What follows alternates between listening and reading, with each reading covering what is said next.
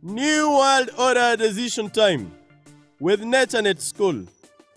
Pictures used in this document are not of characters described in messages below them. Kindly bear with me in case of any inconvenience. Eradication of corruption and development of a responsible culture with integrity. Corruption at a glance. Grand corruption haunts humanity. It denies citizens opportunity to improve their living conditions in many parts of the world. Corruption thrives even with improved technology used to transfer money digitally around the world. Cheating in exam is a corrupt practice that nurtures children poorly within corridors of knowledge. Society requires leaders who can promote the right human ideals in the education sector. Future belongs to the youth.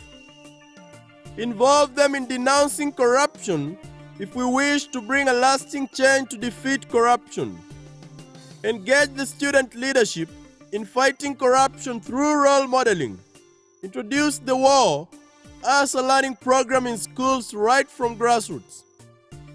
Empower student leaders to view eradication of corruption as a career that can be nurtured in school.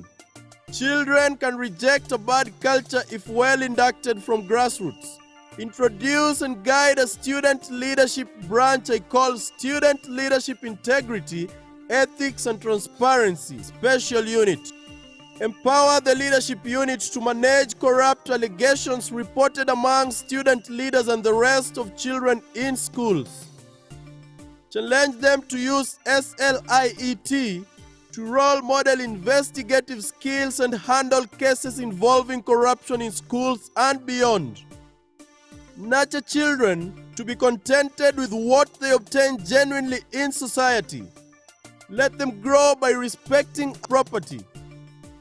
Corruption-free culture can be nurtured gradually from grassroots. Adults who engage in corrupt deals in schools and in the glare eyes of children do more harm to efforts fronted to eradicate corruption in the wider society. Some parents encourage corrupt deals in schools.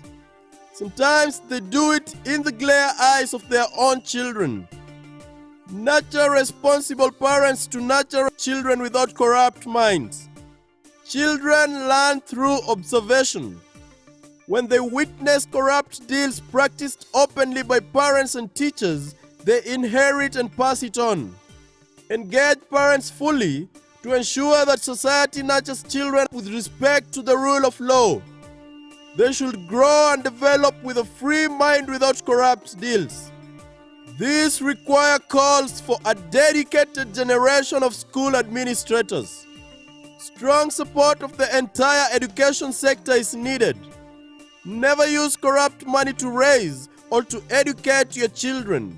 It is a disgrace to society. Nurture children to realize that corruption is evil. Children believe in their teachers probably more than their own parents. Use the humble trust to lead children to a better world without corrupt deals.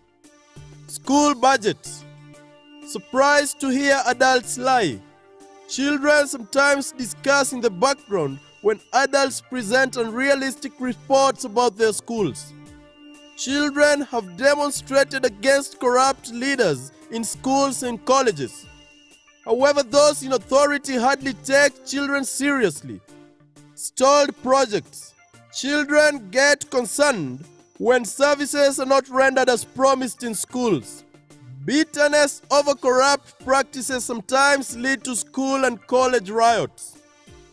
Corrupt deals that children observe as they grow and develop make them view corruption as a means of survival in society. Corrupt deals tolerated in the glare eyes of innocent minds gravely jeopardize efforts to eradicate corruption in society.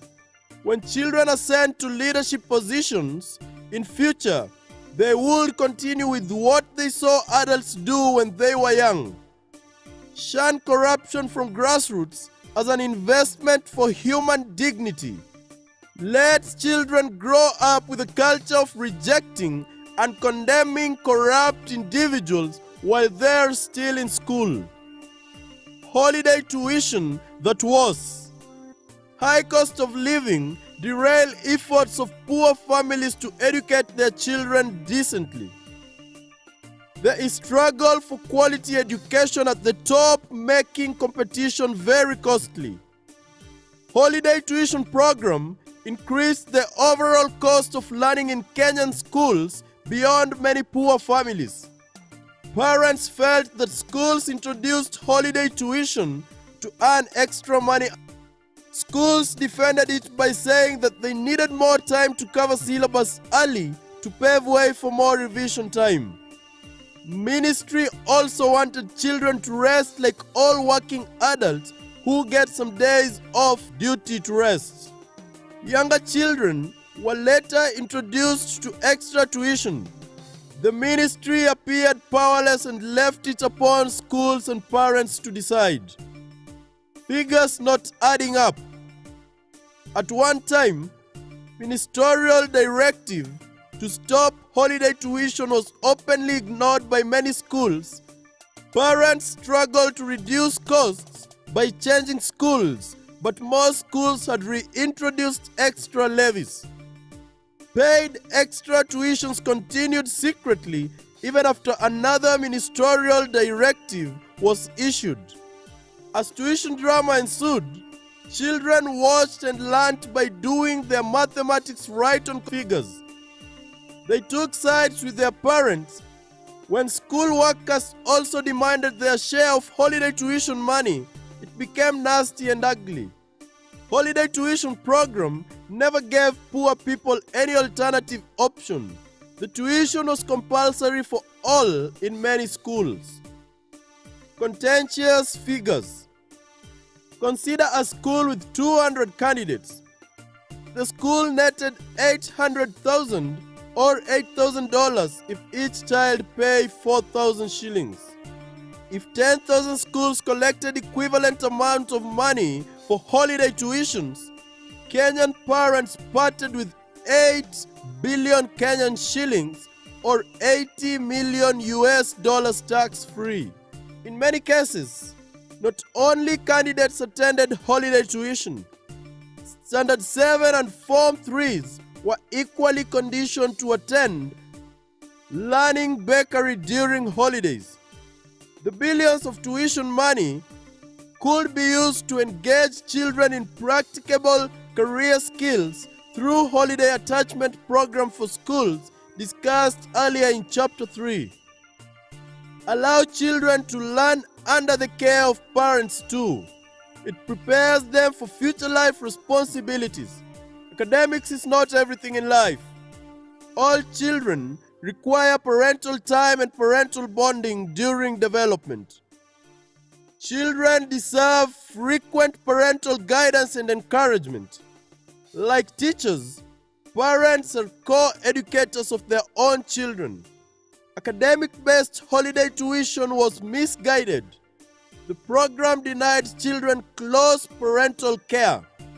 More so, it opened loopholes for corrupt deals within schools in the glare eyes of children. Exams, reality, and corrupt deals. NATURENETSCHOOL continues.